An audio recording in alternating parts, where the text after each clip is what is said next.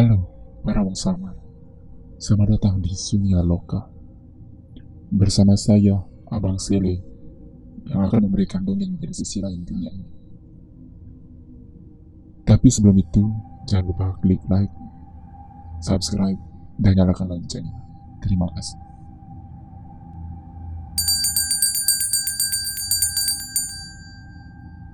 Cerita ini dimulai pada saat tahun 1980-an. Dan cerita ini dialami oleh salah satu dari kerabat saya. Sebut saja namanya Imadewati. Imadewati adalah seorang wanita, lebih tepatnya seorang gadis, yang berusia kurang lebih sekitar 19 tahun. Harfiahnya seorang gadis seumurannya sudah mencari nafkah sendiri. Begitu banyak wanita-wanita seumurannya sudah merantau, keluar desa, keluar pulau, tapi sedikit pun Wati tidak tertarik untuk mengikuti yang lainnya. Karena ia sadar akan keahlian yang minim, akhirnya untuk sementara waktu, ia bekerja di sini bersama dua orang temannya menjadi seorang penjahit di sebuah perusahaan garmen. Menjadi seorang penjahit baginya tidak begitu sulit, karena keluarganya memang kebanyakan seorang penjahit. Ada yang menjadi penjahit amatir, dan sebagian ada yang menjadi penjual kain di pasar. Bekerja sebagai buruh jahit membuatnya menjadi tahu bagaimana sistem di sana. Bekerja dari jam 7 pagi sampai jam 5 sore, membuat hari-harinya dipenuhi oleh kain, benang, dan jarum. Setiap pulang bekerja, Dewati selalu menunggu teman-temannya. Ada yang bernama Komang dan ada yang bernama Luhtu. Pulang dalam keadaan petang atau biasa disebut oleh orang-orang Bali, yaitu Sandi Kala. Pulang dalam waktu Sandi Kala mengharuskan mereka untuk bersama-sama. Selain rumor tentang orang-orang yang belajar ilmu pengeliakan, tapi bisa dibayangkan seorang wanita berjalan sendiri dalam keadaan petang, itu bukan hal yang baik. Komang dan Luhtu merupakan teman sebaya Wati dari bangku SMA. Sama-sama menuntut ilmu di sekolah yang sama, membuat mereka akrab satu sama lain. Jarak rumah mereka bertiga tidak lumayan jauh dan bisa dibilang cukup sangat dekat, sekitar 400 meter dari masing-masing rumah. Atau bisa dibilang hanya dipisahkan dari beberapa petak sawah dan hutan. Sedangkan rumah Komang dan Lutu hanya dipisahkan oleh 3 rumah saja. Jadi, rumah Wati lah yang paling jauh di antara mereka bertiga.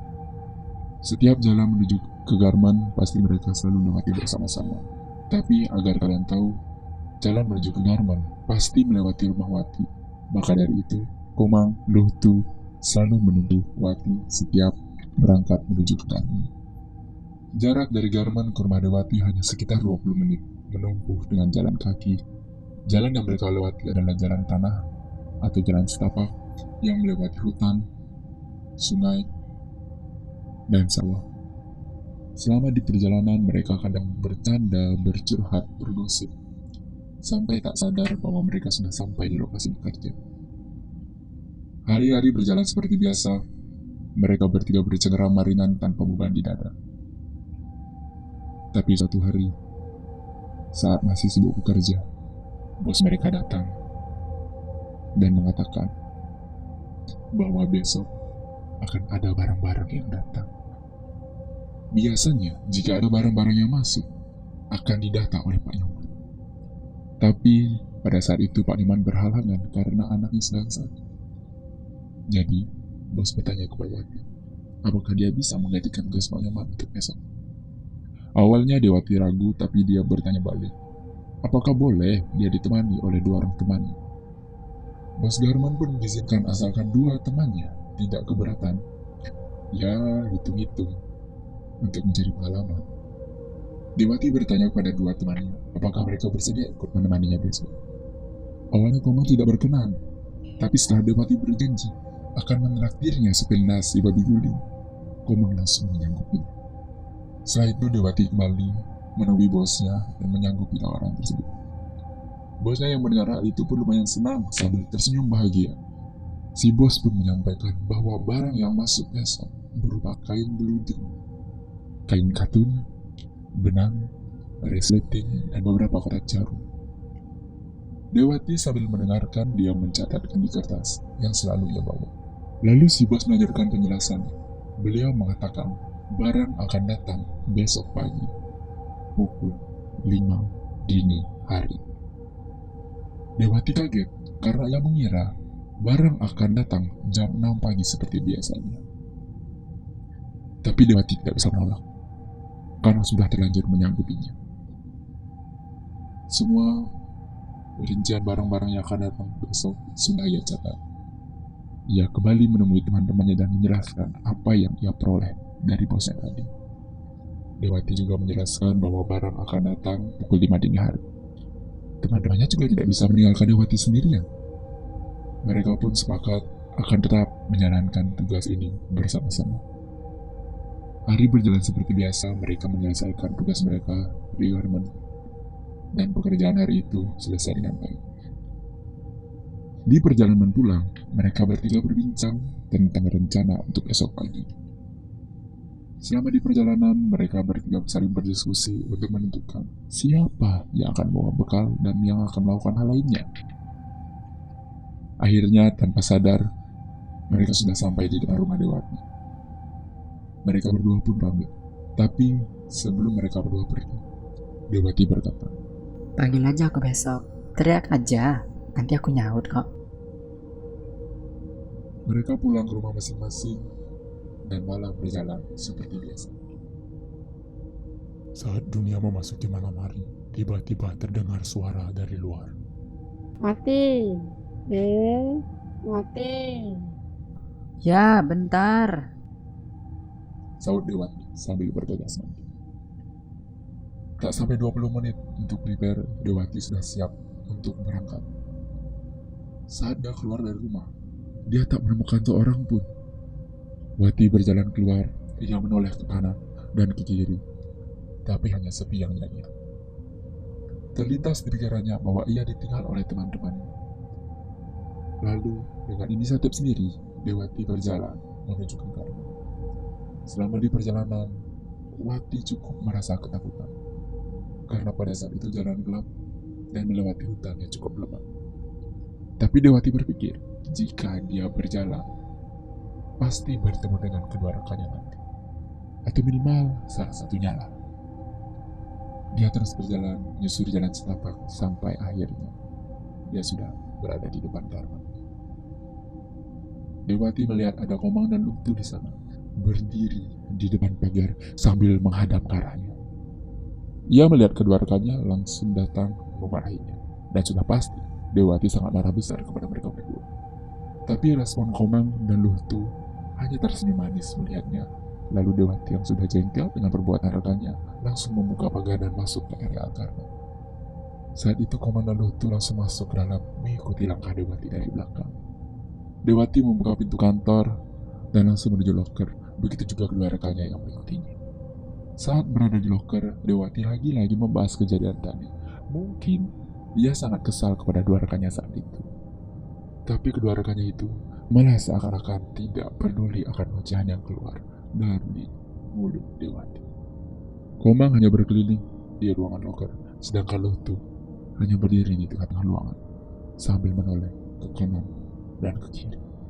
Dewati merapikan tasnya dan mengeluarkan kertas rekaman barang-barang yang akan masuk nanti. Melihat temannya yang tidak memperhatikannya dari tadi, Dewati keluar dari ruangan loker dan duduk di teras depan sambil menunggu kedatangan barang. Begitu lama dia berdiri sambil duduk, berdiri lagi, duduk lagi di depan sendirian. Bahkan nyamuk pun tidak ada yang mendekatinya. Rasa kesal masih mengganjal dalam hatinya karena kedua temannya hanya diam tanpa kata. Merasa bosan, ia mencoba masuk ke dalam garmen dan dia melirik ke arah ruang loket. Ia melihat kedua rekannya berdiri berhadapan-hadapan, lalu Dewati membangun muka seakan-akan tidak peduli dengan keadaan teman. Dewati berjalan-jalan di ruang tamu sambil melihat lukisan-lukisan di sana. Tapi tiba-tiba Dewati terkejut dan membeku. Ia melihat jam dinding di sana dan kalian tahu, jam menunjukkan pukul 1 dini hari. Dewati terdiam melihat jam dinding sambil berpikir, kenapa dia dibangunkan jam segini oleh temannya. Dia berniat bertanya kepada temannya, baru menoleh ke arah ruang loker. Ia melihat kepala temannya muncul dari samping tembok. Hanya terlihat kepala saja, bahkan seakan-akan bersembunyi di balik tembok. Dewati saling memandang satu sama lain dengan teman-temannya. Tiba-tiba temannya tersenyum manis sambil melotot, dan sontak Dewati berlari keluar garmen. Dewati berlari pulang melewati hutan dan sawah. Dia berlari secepat mungkin, tapi saat melewati hutan, dia mendengar suara tertawa laki-laki.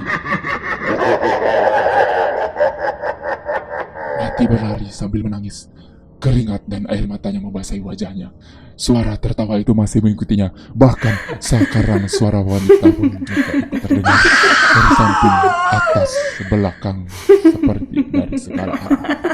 Sesampainya di rumah, ia langsung masuk ke kamar dan langsung masuk ke dalam selimut. Suara pintu terbuka dan tangisannya membuat seisi rumah bangun. Saat ditanya oleh orang tuanya, dia hanya menyuruh agar Komang dan Lotu mendahuluinya nanti. Keesokan harinya, Wati mengalami panas dingin. Komang dan Lotu yang disuruh datang lebih dulu pun kaget melihat pintu loker terbuka. Bahkan tas Dewati sudah berada di sana. Setelah kejadian itu, Dewati mengalami sakit-sakitan dalam waktu yang berkepanjangan. Sampai-sampai dia harus berhenti bekerja di garmen karena keadaannya tidak pernah kunjung membaik. Berita tentang kejadian Dewati ini tersebar ke seluruh pelosok desa. Akhirnya membuat stigma di masyarakat bahwa hal yang dilarang jika membuat janji dengan teman di dalam hutan. Karena bisa saja yang datang bukan temanmu, tapi makhluk lain. Sekian podcast hari ini. Jangan lupa like, comment, and subscribe. Dan nyalakan loncengnya. Terima kasih.